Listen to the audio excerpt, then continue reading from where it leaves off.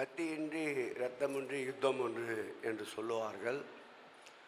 ஆரவாரம் ஆர்ப்பாட்டம் ஏதும் இல்லாமல் ஒரு ஆண்டிற்கு 3,50,00,000 பக்தர்களுக்கு இறைப்பசியோடு வயிற்று பசியை போக்குகின்ற எங்கள் முதல்வரின் திட்டம் அவரை தமிழகத்தின் அன்னதான பிரபு என்று வாழ்த்துகின்ற ஒரு உன்னதமான திட்டத்தை குறிப்பிடலாம்.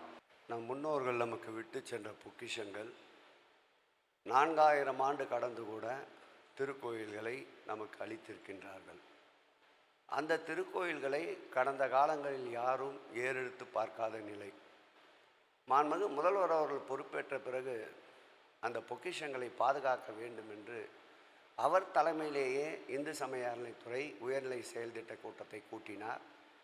அந்த கூட்டத்தின் விளைவாக கடந்த காலங்களில் இந்து சமய அறநிலைத்துறையுடைய நிதியை பல்வேறு பணிகளுக்கு, பொதுப்பணித்துறை போன்ற பணிகளுக்கு எடுத்துக்கொண்ட வரலாறு உண்டு. ஆனால் நம்முடைய முதல்வர் அந்த 1000 ஆண்டுகளுக்கு மேற்பட்ட திருக்கோயில் திருப்பணிக்காக 425 கோடி ரூபாயை வழங்கி அந்த மன்னர்களுடைய பொக்கிஷத்தை பாதுகாக்க செய்த மன்னாதி மன்னன் எங்களுடைய முதல்வர் என்பதை இந்த நேரத்தில் நான் பதிவு செய்ய கடமைப்பட்டிருக்கின்றேன். அதோடு நில்லாமல் அந்த 425 கோடி ரூபாயோடு முதல்வர் அளித்த நிதிக்கு பொதுமக்களுடைய பங்களிப்பாக 135 கோடி ரூபாயை வழங்கியிருக்கின்றார்கள். 560 கோடி ரூபாயில் 307 திருக்கோயில்கள் எடுத்துக்கொள்ளப்பட்டு 89 திருக்கோயில்கள் 3000 ஆண்டுகளுக்கு முன்பு கட்டப்பட்ட நம்முடைய காஞ்சி ஏகாம்பரநாதர் திருக்கோயில் இந்த பணத்தில்தான் குடமுழுக்கு பெற்றது.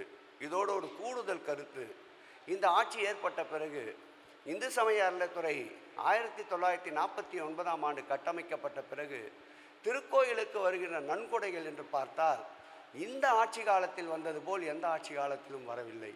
2100 கோடி ரூபாய் நன்கொடையாளர்கள் மாத்திரம் இந்த 5 ஆண்டு காலத்தில் இந்து சமய அறநிலைத்துறைக்கு வழங்கி இருக்கின்றார்கள்.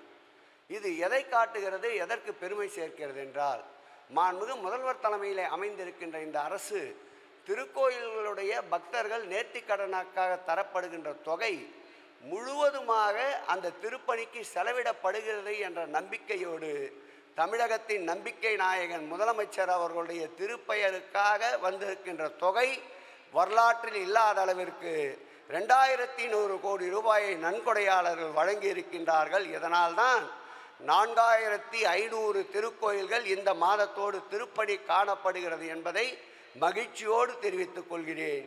இது முழுக்க முழுக்க ஆன்மீக ஆட்சி, இது முழுக்க முழுக்க இறையன்பர்கள் போற்றுகின்ற ஆட்சி.